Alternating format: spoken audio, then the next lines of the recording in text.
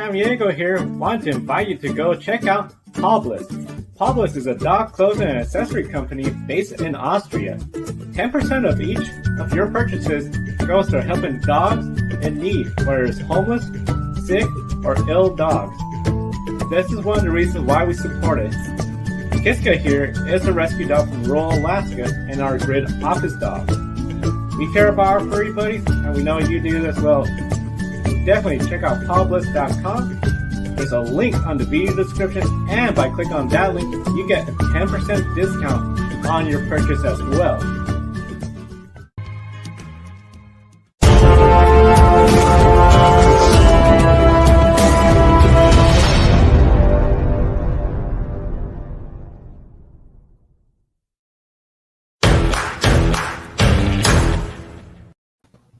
Hello, everyone. Welcome to Grid Live Wrap-Up. Joe Samaniego here along with Joshua Burst, Ben Schneider, and Kobe Lambeth from the Podium Finish. We invite everyone to participate in the chat room, share your questions and opinions with us on the air. We're going to talk NASCAR Southern 500, the grid ranking. We'll first start with Kobe and the Formula One Dutch Grand Prix recap. The Formula One World Championship points lead has changed once again. Max Verstappen holding a 3-point lead over Sir Lewis Hamilton with 10 races remaining in the 2021 season. The race is Zandvoort. As Adam and everyone here at Grid Network predicted on Grid Live Wrap-Up on Saturday, it was quite difficult to overtake. Max Verstappen was too fast for the field. He dominated in front of his home crowd, winning the Dutch Grand Prix. Plus, we saw some potential in-team issues at Mercedes. Mercedes called Valtteri Bottas into the pits to give Lewis Hamilton a buffer in case he needed to reclaim fastest lap, because as we're seeing this season in Formula One, every point is crucial. So that fastest lap could be the difference in the end, whether or not Lewis Hamilton is able to defeat Max Verstappen for the World Championship this year. So Valtteri Bottas listened to the team. He boxed and got held up an additional second. He didn't seem too happy with the team. Then he ignored the team orders to post the fastest lap despite being told to abort the fastest lap. He even set a new track record. This forced Lewis Hamilton to pit very late in the race with only a couple to go and went for the fastest lap. This could have been really big, because what if Max Verstappen had made a mistake, had it off? Lewis would have been in prime position to potentially steal the win in the final laps. Valtteri Bottas denied ignoring team orders, describing the incident as him just playing around. And today, one of the worst kept secrets in the Formula One paddock was confirmed, with Valtteri Bottas signing a multi-year contract to race with Alfa Romeo Racing, departing Mercedes at the end of the current year. This opens the door for George Russell to join Mercedes as Lewis Hamilton's teammate, with an announcement expected to come very soon. Is the rift between Mercedes and Bottas starting to show, and could it negatively impact Lewis's title fight? Well, I don't know that there's too much of a rift yet, or too much evidence to prove that. This is just one race, just one incident, and Lewis actually just put out a very nice tweet today thanking Valtteri for the 4.5 or 5 years that they've been working together. And we've seen, in the past, he's had a lot of difficulties with teammates. You think back to his rookie season with Fernando Alonso at McLaren, and obviously what happened with Nico Rosberg, who was his best friend growing up in childhood go-karting and everything. They get to be teammates at Mercedes, and they're both fighting for the championship, and we saw that relationship take a turn for the worse. I think one fastest lap fight, if you will, for 1 point. Obviously, every point in Formula One matters, especially this year.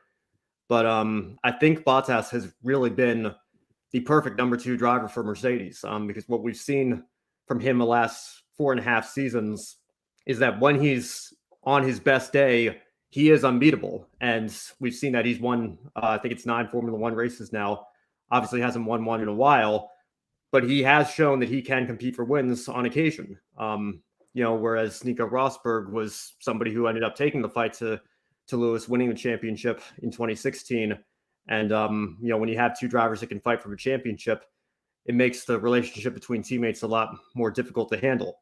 So I think if you're a Mercedes, actually, there's an argument to be made that you'd almost prefer to have somebody like Bottas in that second seat, because even though he's not on Lewis's level, what we've seen with George Russell looks to be an outstanding young talent. Lewis has signed on for 2 more years. Could we see some more tension, kind of like what we saw with Hamilton and Rosberg? So I think when it comes to Valtteri Bottas, he's ready for a change. He's ready to move on to a different place. And prove that he can 100% push 100% of the time. And I think he's going to get that opportunity at Alfa Romeo.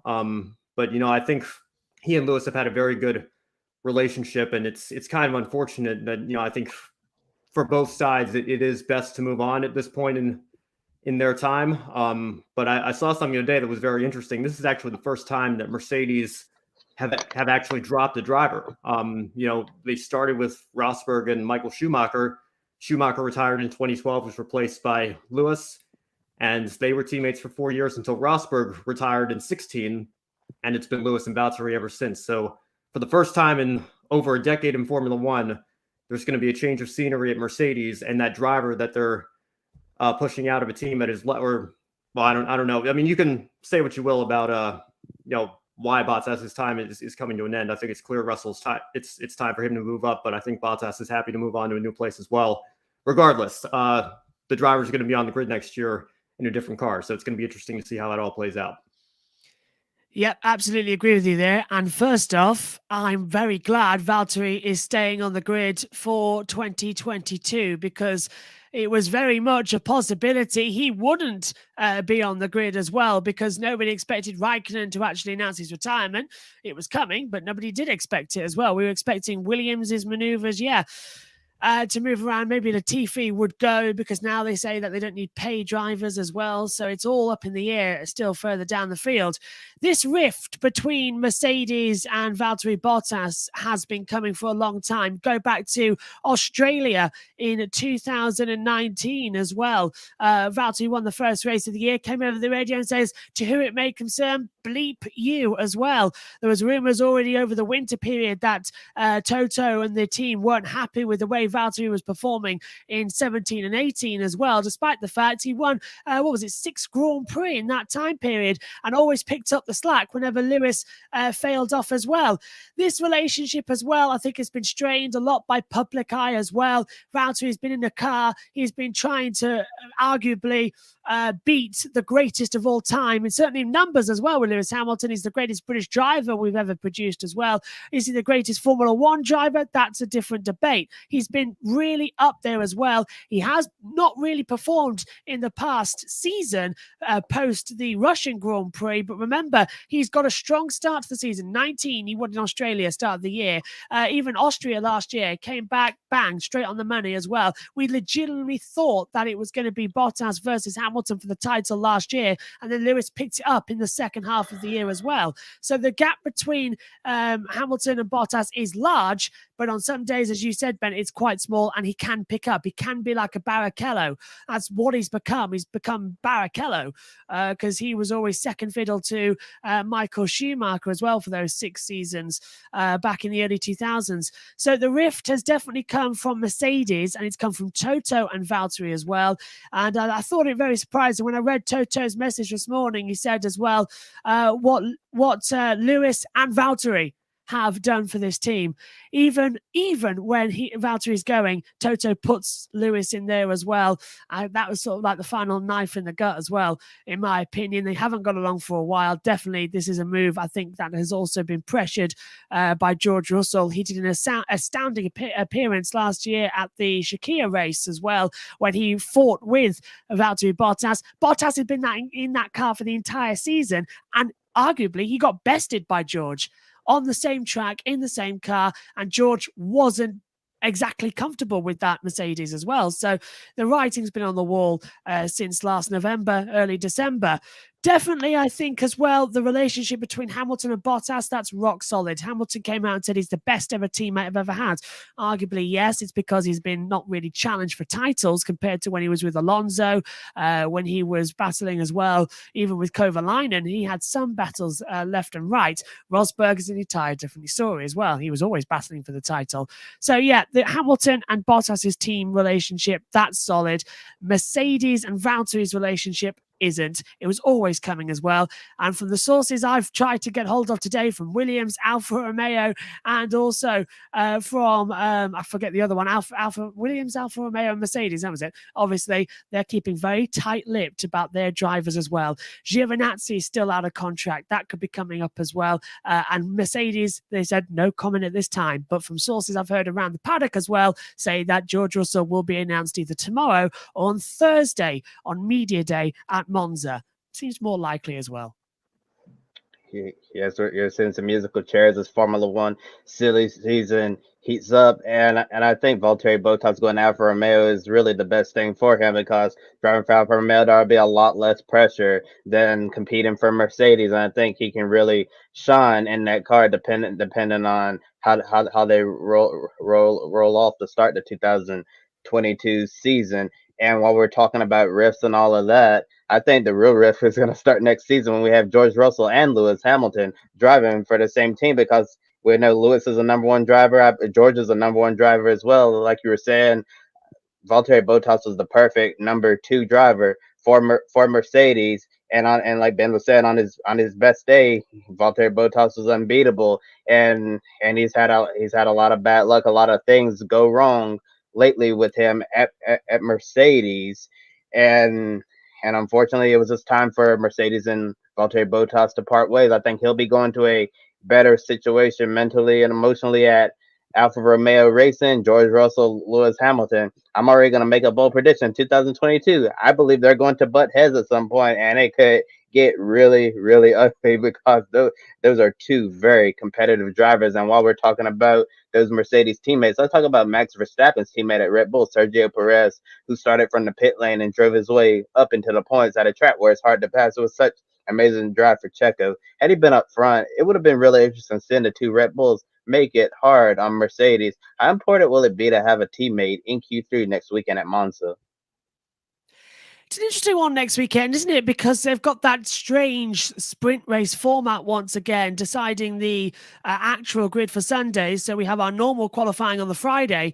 But we saw it can affect it quite well. Fernando Alonso qualified inside, I think, the top 10, didn't he? And he was able to get up the grid and go into P6 in the sprint race. So it's an unusual one. Monza also is a track you can overtake at as well, but it's also a track that you can defend incredibly well at. I'm remembering Lewis Hamilton, Michael Schumacher, their battle in 2011. Hamilton spent about 14 laps trying to get past him as well. So it's a track that delivers both overtaking and defending. It's an unusual one around the two. So for qualifying 3 next weekend as well, I think it's still vital, despite the sprint race format, still vital to have cars inside Q3 as well. We want Red Bull up there as well, because if you remember, they in the sprint race at Silverstone, Perez dropped out of it as well, and he started 16th as well. So you need consistency. You need to be up there in the top 6 as well for qualifying, and then on sprint qualifying, you need to defend like mad. You need to have some good tyre strategy as well in terms of how quick can we go while still saving the tyres. So it's still going to be vitally important. Forget the sprint qualifying. That's just what I think is going to be 14 lap sprint race as well as for it all around Monza. So no, it doesn't really matter for the actual grid. You're still right there, Kobe. Q3 is going to be important. And if you remember, qualifying normally at Monza is of the taxi ranks, which basically means you just sat around waiting, queuing behind other cars, waiting for a better slipstream. So yeah, you're going to need cars in Q3 for that reason, having a slipstream down the start-finish straight. Yeah, Hamilton and Bottas are going to switch around, do the towing laps as well.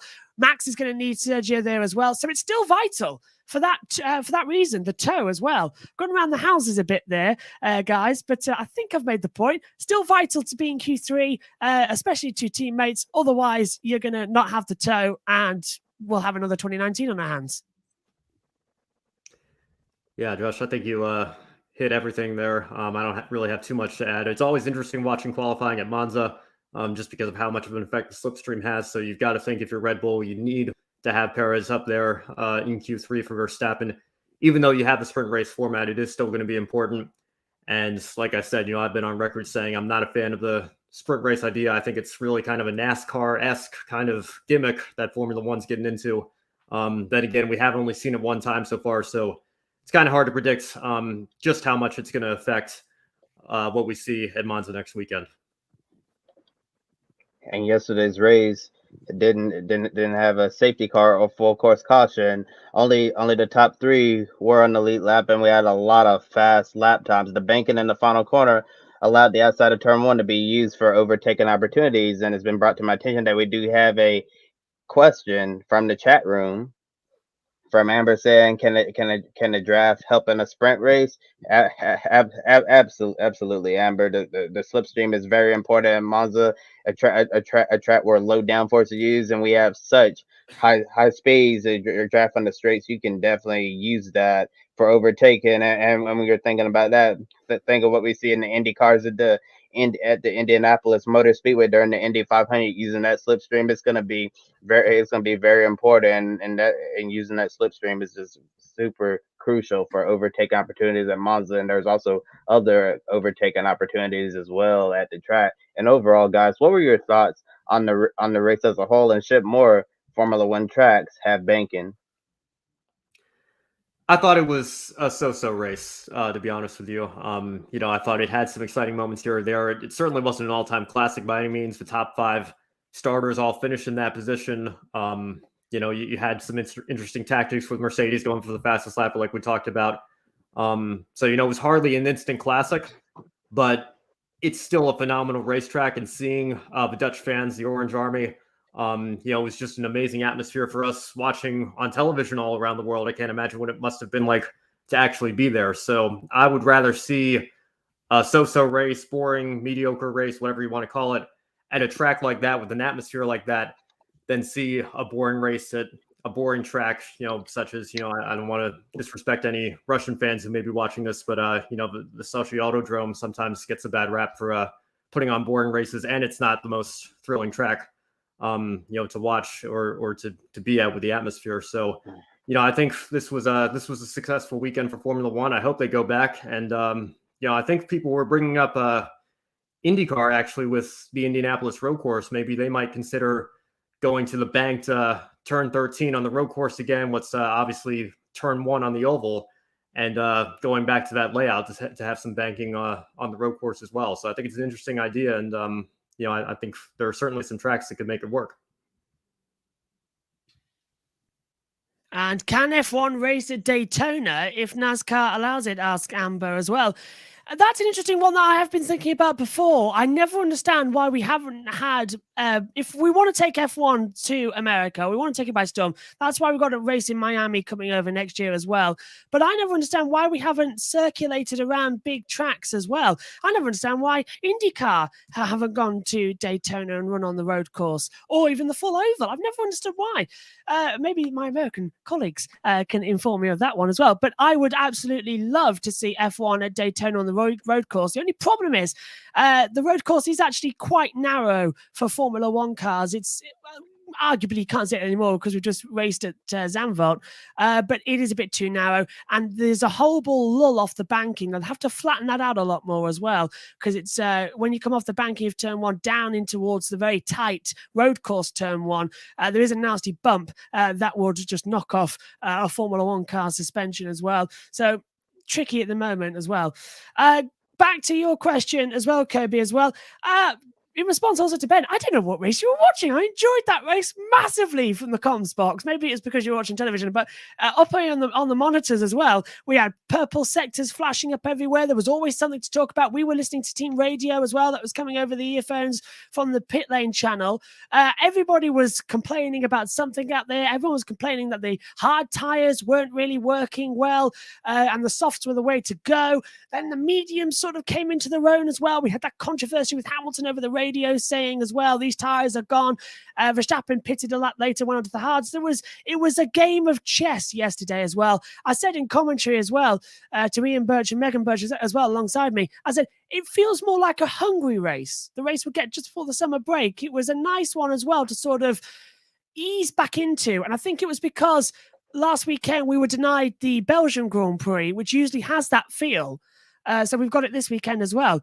I'm just looking forward to next weekend at Monza, where we go from one crowd of the Dutch fans who went absolutely wild for Verstappen winning to the Tifosi, who are going to go absolutely wild for Ferrari no matter what position they come in. But I personally think it was a great race.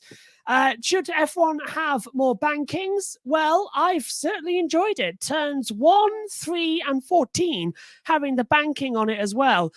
Definitely provided more entertainment. Definitely in the esport races I covered over the weekend as well at Zandvoort. They really loved the banking. There was a nice, lovely slipstream there as well. We saw it with the two Haas cars, didn't we? With Schumacher getting a lovely run out of turn 14 and coming alongside Mazepin, and then Mazepin blocking him quite late, forcing him towards the pit wall. Arguably, Mazepin as well should have been investigated for that. Hasn't been, but he's got a lot of flack again on social media for that. So it is possible to overtake. It was a lovely banking, and I would certainly like to see more. And to answer what you said as well, Ben, about Indianapolis and their turn 1 banking, that used to be the last corner on the road course, it was changed, of course, I think 2006, 2007, just after F1 left, because MotoGP went there for the Indianapolis Grand Prix, and they did look at running on the banking because it's been done before at Indianapolis. I said that over the weekend in the commentary as well.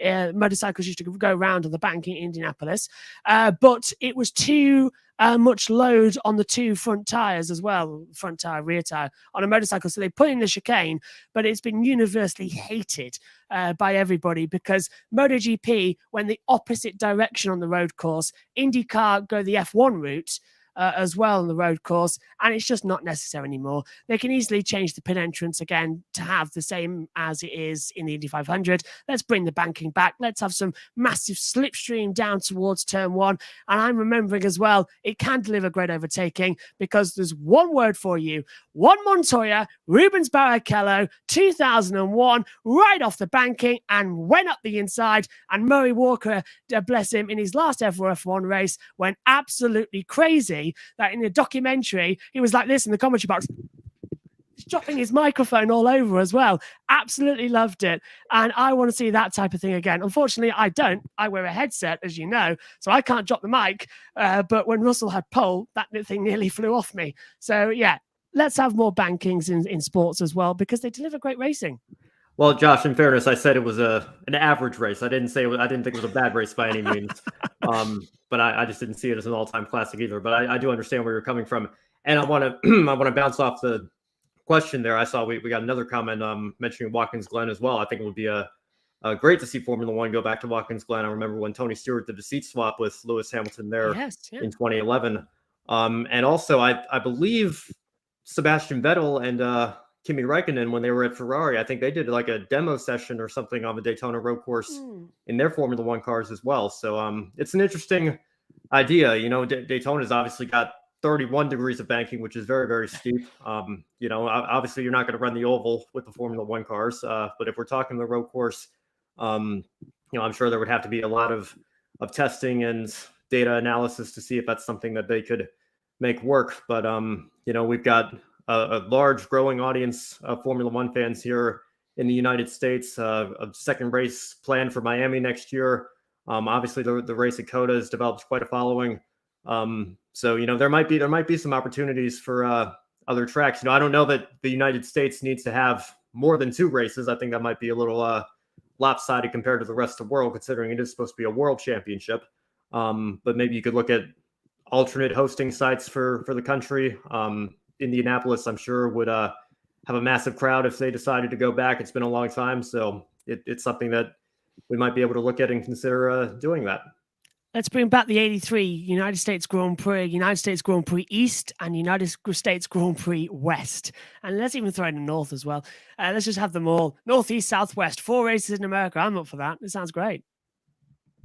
Yes, and one of the problems about Formula One racing at Daytona and Watkins Glen is they're not FIA Grade 1 circuits, and there would need to be some upgrades to the Daytona road course and to Watkins Glen in order for Formula One to race at those tracks. But if that didn't come into consideration, I'd really love to see Formula One cars screaming around the high banks of Daytona, and for safety purposes, probably have to use the NASCAR chicane they use on the Daytona road course to slow the cars down. Come into the trial, although I love to see the cars going full three from the bus stop chicane on the backstretch going through NASCAR 3 and 4 into the trial. Well, I can't imagine how fast those speeds would be. Probably well over 220 miles per hour. It would be insane speed. And Watkins Glen, one of the all-time classic racetracks in the world. I think it would be tons of fun to see Formula One racing at the Glen, carrying all that speed through the carousel into the boot. And about the Dutch Grand Prix at Zandvoort, I thought it was an average race. Definitely wasn't a barn burner, but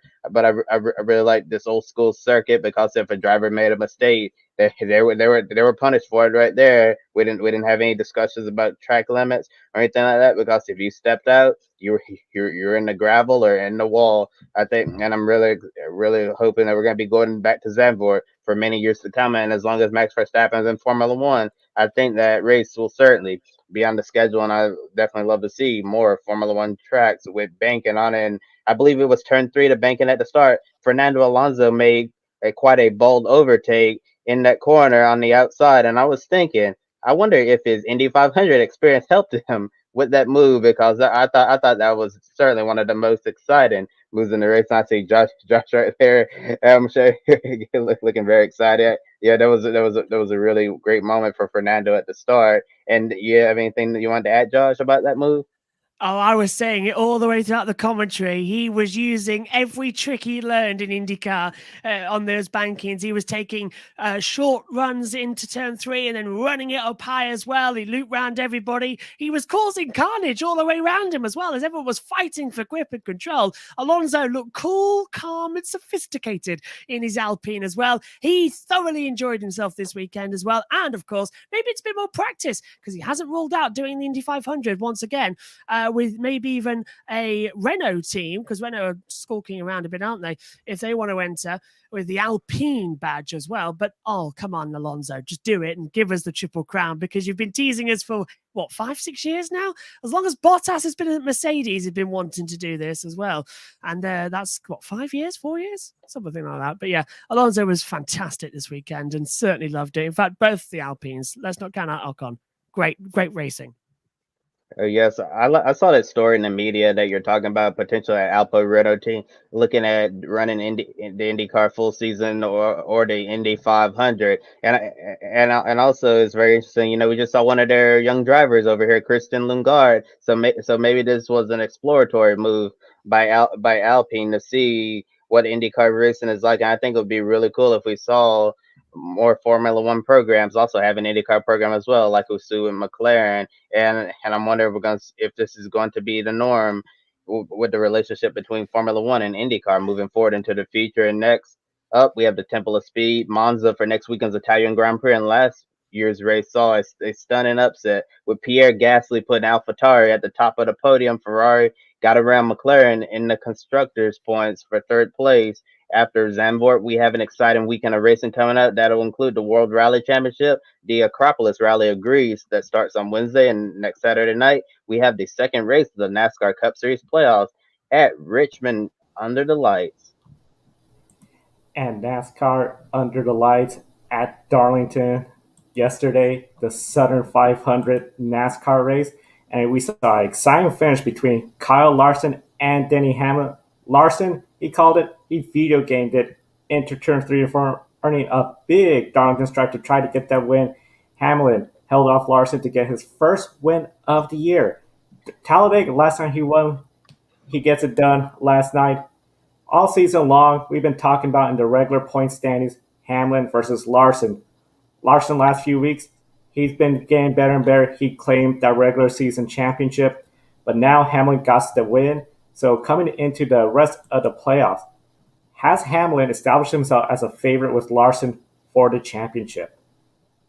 Yes, definitely. I always thought Denny Hamlin would be one of Kyle Larson's greatest competitors for this year's NASCAR Cup Series championship. And just because he hasn't won a race yet, I didn't think Denny Hamlin would not be a contender for that championship. I expected him to win at some point in the playoffs, because that team has been very consistently good, just hasn't been able to break through until last night's cookout Southern 500. I think we're setting up to see quite a championship battle in NASCAR, and I'll be surprised if we don't see Kyle Larson and Denny Hamlin both in the championship 4 heading into Phoenix.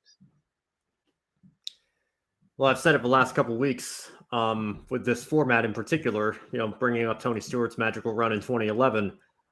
Just because Denny Hamlin hasn't won a race this year doesn't mean he hasn't had a very good season. We talked about the regular season championship battle between him and Kyle Larson. I think he's been a favorite for the championship for a long time. And what he did at Darlington last night, going out and winning that race fairly easily. I know Larson tried that video game move at the end there. It would have been crazy to see the two of them come together and maybe Ross Chastain sneak through to steal a win there and totally spoil the playoff party. But I think Denny Hamlin for sure, he's arguably one of the best drivers ever to never win a championship. And, this might be an opportunity for him to do it. And just because he hadn't won a race, I mean, we've seen, in the Truck Series with Matt Crafton a couple of years ago, winning the championship without winning a race all year. And that included not winning the season finale race at Homestead, still found a way to win the title that season. So anything can happen in the playoffs with this current system. And Denny Hamlin winning the championship is certainly one of those things. Very possible. And we did get a question in the chat room. It's sort of from Amber. Alonso to NASCAR. I think this is a response to you guys talking about him in the bank. And I think that would be something where maybe in the road course, I don't see so much right here in the ovals. Now, of course, the playoffs, everyone was expecting a playoff driver to win, and we did see that. I don't think a whole lot of people anticipate Denny Hamlin considering the year he's had, but I don't think a lot of people expected the number of drivers that were going to have bad luck. Bowman, Kyle Busch, William Byron, Michael McDowell, they are all the bottom 4 of the playoffs right now. Christopher Bell, Elliott, Almirola, Reddick, they're all in the single digit above the cut line right now. Taking a look at the NASCAR playoffs, as you can see right there, it is really close. If you're in the bottom 4 or just right above it, it's not really until you get to essentially 7th place, Kevin Harvick. You see a little bit of a gap. Which of these drivers had the biggest disappointment last night?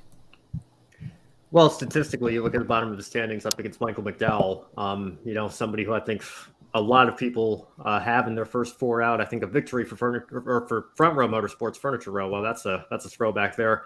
But Front Row, I think a victory for them would be getting into the second round and, trying to flex their muscles just a little bit. Obviously, I don't think McDowell is a true championship contender. He's just happy to be here by virtue of his Daytona 500 win.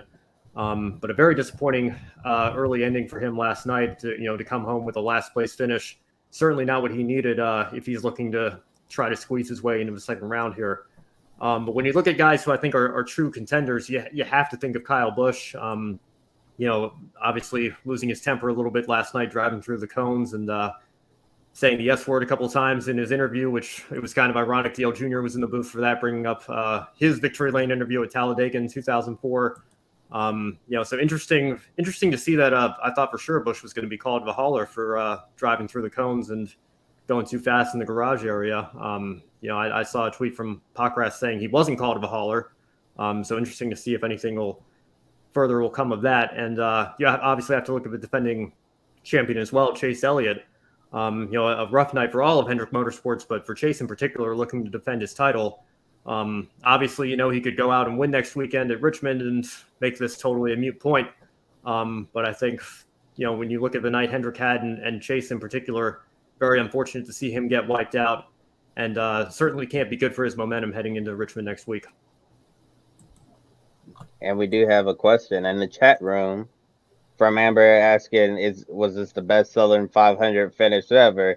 I don't know if it's the best ever, but it was certainly up there. I thought the racing last night was absolutely fantastic, and I said last night I gave last night's race an A+ performance with a chef's kiss, because I thought from start to finish we had a lot of exciting racing, a lot of storylines, obviously, with many championship contenders get into issues, and it's really crazy all of this happened at Darlington, because with the amount of playoff drivers who had issues, this is the type of thing we thought we'd see later on in the playoffs at Talladega Super Speedway. And I don't know if we had a full moon last night, but it was just absolutely crazy and chaotic to see that many playoff contenders having issues. And to answer the question, that's your biggest disappointment, I have to agree with Ben said, is Michael McDowell, because it's obvious, and this is no disrespect to Front Row Motorsports, but the equipment Michael McDowell is in is not up to par to his 15 other playoff competitors. So I didn't really think Michael McDowell would advance from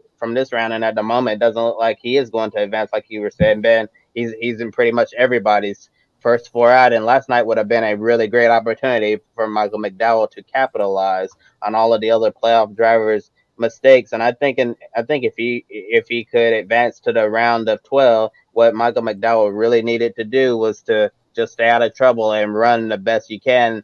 And last night was definitely a missed opportunity for him to capitalize on everybody else's mistakes and misfortunes. Definitely a missed opportunity to capitalize on everyone's mistakes and misfortunes. I have to agree, Michael McDowell. I also feel like Christopher Bell, considering the strategy Joe Gibbs Racing had going last night. Yeah, the caution flags came up, and then at the end, he ends up 20th. He even said in his post-race interview, they have a good car, they have good strategy set up. It's just something where he just seems to fall into that 20th place range. So definitely, I think a lot of drivers feeling like they missed a good opportunity. One driver I feel really gained a lot was Kevin Harvick. He went to 7th, and he was plus 20 over the cutoff line. Of course, all season long, he hasn't really been showing that great a performance. Last night, along with all the good racing, he looked a lot better. Ahead of him, Logano, Blaney, Kurt Busch, plus 26, Truex, and Larson. So overall, those drivers, I feel they're looking pretty good for advancing to the round of 12. Last night's race, high horsepower, small blade, and again for Richmond and Bristol. Can this package favor Kevin Harvick? And what other drivers do you feel will benefit the most with this aero package? I think this package will certainly benefit who's currently at the top of the championship. Denny Hamlin, Kyle Larson, and we've seen the Penske drivers run well with this high horsepower, low downforce package as well. And for all the Kevin Harvick fans out there, you have to be encouraged after seeing his run last night. I remember on Saturday, I was said I didn't really see Kevin Harvick as much of a factor because of Stewart-Haas Racing's struggles this season. And one of my favorite parts about making predictions on Saturday's pre-race show is looking at what happens after the race so I can see how entirely wrong I was. And I'll admit I was completely wrong about Kevin Harvick. Last night I saw a glimpse of the Kevin Harvick of old, the Kevin Harvick that we're used to seeing. And I know Ben talked about Tony Stewart's 2011 championship run, how Tony said we don't deserve to be in the playoffs, we're not good enough to be in the playoffs, and then he wins half of the races in the playoffs and goes on to win the championship. And I'm wondering if we could potentially see history repeat itself just a decade later. Kevin Harvick didn't have the best regular season, didn't have the regular season that we typically see from Kevin Harvick, and now it's the playoffs. Are we going to see Kevin Harvick get on a hot streak and be in the championship four when we get to Phoenix? And as everyone knows, Phoenix has been a really great place for Kevin Harvick. Yeah, well, I think Harvick is certainly one of the better drivers in NASCAR. He's a proven champion, and I think a package with high horsepower, low downforce that creates real racing will benefit those drivers. And I think Harvick is certainly somebody who could benefit from that. Obviously, it's been a down year for Stewart-Haas, but I think the high horsepower, low downforce package will certainly benefit him. And it's a good opportunity for him to show what he's got these next couple race weekends using that package. I think we saw a great race at Darlington last night, and it's really a shame that we were hearing rumors with the next gen. You saw the video of a test session at Bristol, 17-second laps. That the high horsepower doesn't look to be the direction that the next gen car is going. Obviously, we should hold our tongues too much before we see the actual car out on track next season. But I really hope NASCAR takes a look at the race we saw last night and the fan reaction to it, because I think that's more of what we need in the sport right now. One of the big things I feel we were lacking so far most of the season has been seeing different strategy, and it was really nice to see at the Southern 500 Stage 3 different strategies when it came to pits, trying to make a longer run to have one less pit stop, while most of the other drivers had pit stops. At one point, we only had 5 cars on the lead lap. This was some really good racing. I felt it just allowed the teams to try different things compared to a race like the Coca-Cola 600, where every team pretty much pits around the same time, cut each stage in half. Each stage is the same length. This stage was one of the longest stages of the entire year. We saw different strategies, and I think it really contributed to some great racing. And of course, next race weekend will be Richmond for the NASCAR Cup Series. That is Saturday night. So there'll be one of the earlier races along with Formula One the Sunday morning, World Rally Championship, NASCAR, and we also have MotoGP. And of course, we cannot forget the big race we're all going to be following, IndyCar Grand Prix of Portland. Yes, the IndyCar Series will be racing this upcoming weekend at Portland International Raceway. And Portland, as you all know here, is the home of Grid Network. We'll be at the track on site reporting everything that is happening and presenting special programming. We'll interview NTT IndyCar Series driver Alex Palou, who's currently second in the points. Be sure to subscribe to Grid Network on YouTube or Twitch, and follow us on Twitter, Facebook, Instagram, and TikTok so you don't miss any of our programs. We definitely have a really busy week ahead at Grid Network, preparing for our first IndyCar race coverage on site, but we're going to be ending a busy weekend for the Grid ranking right now. And a busy week for the Grid ranking next weekend, taking a look at the top 10 for this past week. No big changes except gains of points for Kyle Larson, Lewis Hamilton, and Max Verstappen with that big win. But if you look at the entire grid ranking, Denny Hamlin all the way up to 18th place. Valtteri Bottas, he gained some ground, while Lando Norris, Sergio Perez, they all lost points. And Chase Elliott slid down to 15th with his DNF finish. As I mentioned, Bottas, Perez, Lando Norris, those three drivers are fine for third in the championship. They're towards the bottom of the grid ranking. Of course, they're going to be entering Monza next weekend. So when it comes to Monza next weekend, out of those three drivers in Formula One bound for third place in the championship, which one do you believe is going to have the better weekend at Monza? This might surprise everyone, but I think it's going to be Sergio Perez. I think Checo is certainly due for a great weekend, and after his drive at Zandvoort yesterday, I think he'll be confident heading into Monza, and I believe he's just due for a great performance, starting from the pit lane, driving through the field into the points. I think he certainly has the momentum on his side right now, but it could also be Valtteri Bottas because the weight of the announcement of going out for Romeo is finally off his shoulders. He knows he's not going back to Mercedes. It's been announced to everyone. Now he doesn't have any pressure on him. He can just go out there and focus on driving. Well, the last time I picked Valtteri on this program, it didn't work out so well for me, and he was out at the first corner. But I'm going to take that risk again and pick him to have a good weekend. I think Monza has always been a very good track for Mercedes in the turbo hybrid era in particular. And Kobe, like you were saying, with that announcement out of the way, I think Valtteri's got something to prove heading into the 2022 season as he gets ready to join Alfa Romeo. So I think he's looking to have a strong weekend, and I think the ingredients are mixed just right for him to be able to do just that. Agree with you both as well. Valtteri's definitely got something to prove, especially to the Italian fans. He's going to an Italian team next weekend as well. Next year, but you know what I mean. Next weekend is going to improve as well. But my pick is actually going to be Lando Norris for one very good reason. He's had a poor couple of races as well.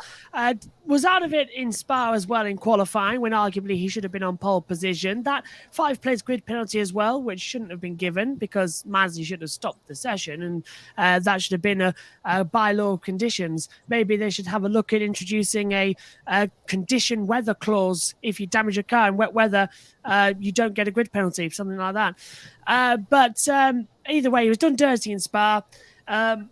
He was nowhere really this weekend as well. A shock exit as well in Q2 due to Latifi having an accident and then Russell also having an accident as well. That sort of bumped him down the field. So he's going to bounce back here. He did well in the sprint qualifying format as well. He likes the old style of what he's used to as well, of short practice before into qualifying. He's used to that from the Ginetta days, of course, over here in the UK on the Motorsport Toka package.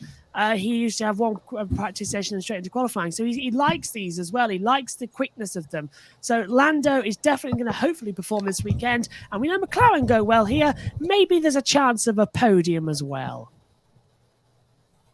A podium for the McLaren, I think that would be really exciting. They got a podium last time with Carlos Sainz. Of course, that was a crazy race.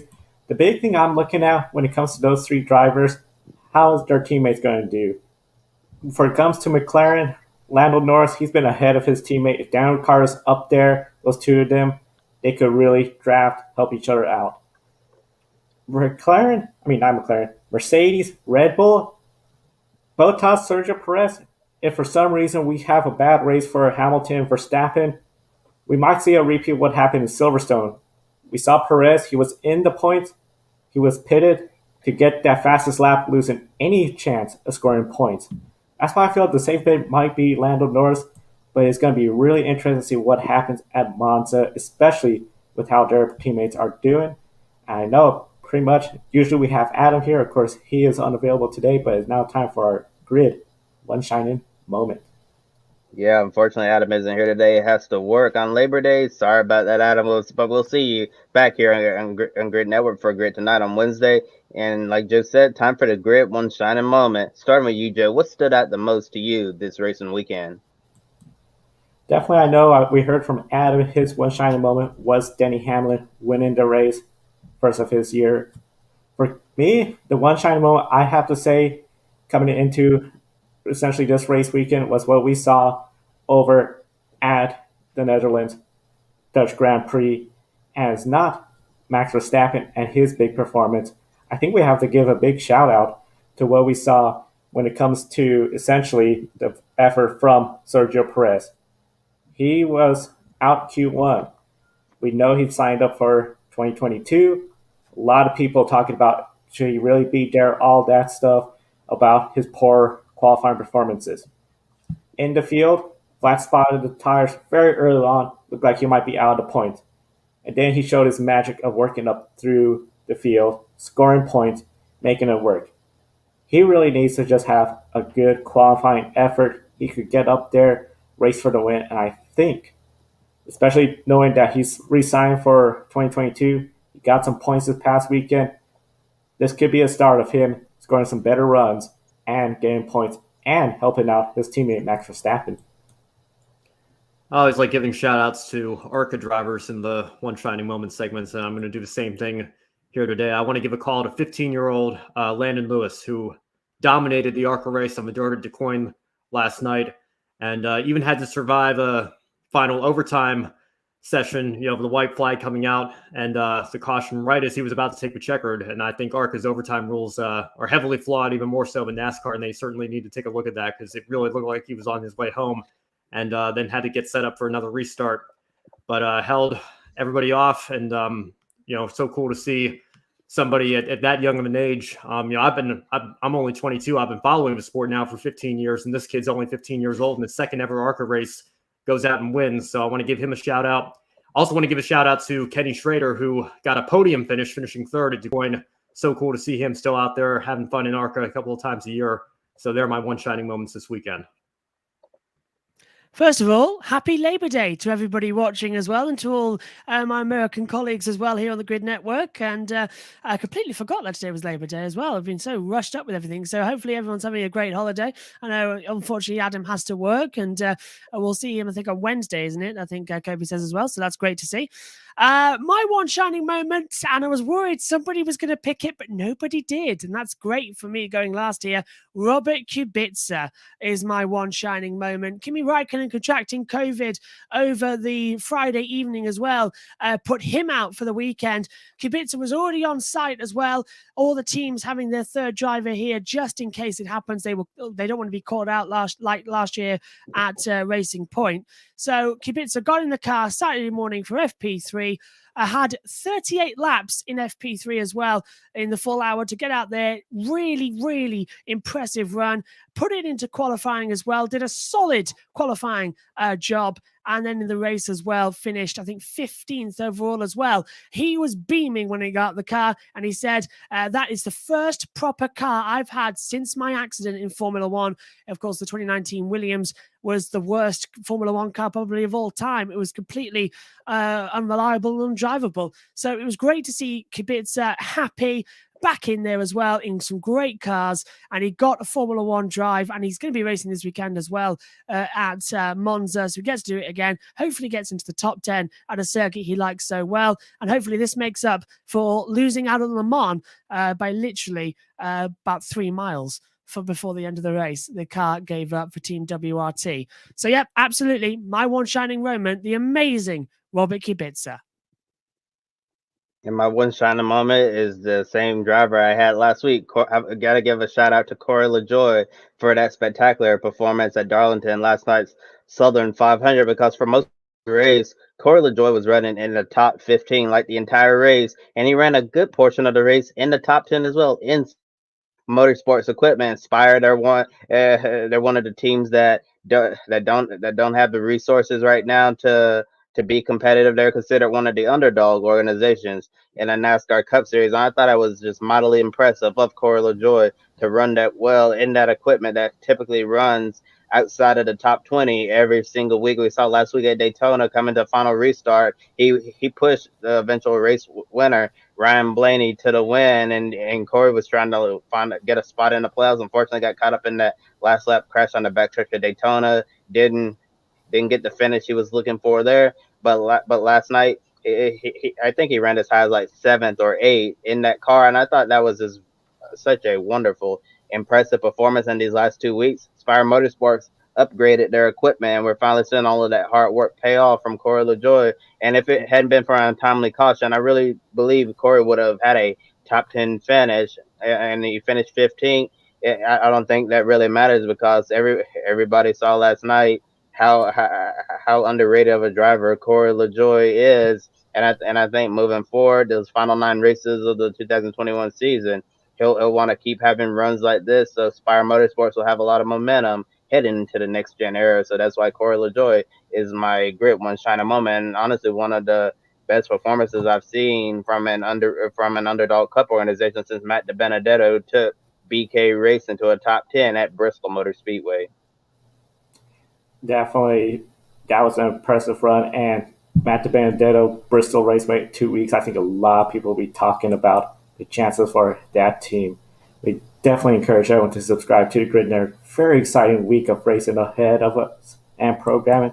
And of course, we're on TikTok, Twitter, Instagram. Be sure to follow us. You can visit gridranking.com to see all our social media presence. And of course, Patreon, invest in the Grid Network. Special thank you to Colin Mark Deschelle for investing in the Grid Network. This is a great time to invest. You get the annual report, weekly update, and you get to be part of seeing everything we're doing this week for the Grand Prix of Portland. And of course, Publix, one of our first sponsors, 10% discount for being a Grid Network, for getting goodies for your pet dog. And of course, Public.com, you use the coupon GRIDnet, you get $5 to invest in stock. Everyone's an investor at Public.com because they have some great tools to help you make some good decisions using the stock market. And definitely it is the social media page for the stock market. I know we're all out of time. Want to thank Joshua, Ben, Kobe from Podium Finish, and I'm Joe. Thank everyone for watching us today right here on a special Grid Live wrap-up Monday. We'll see you next time. Don't be an anonymous investor.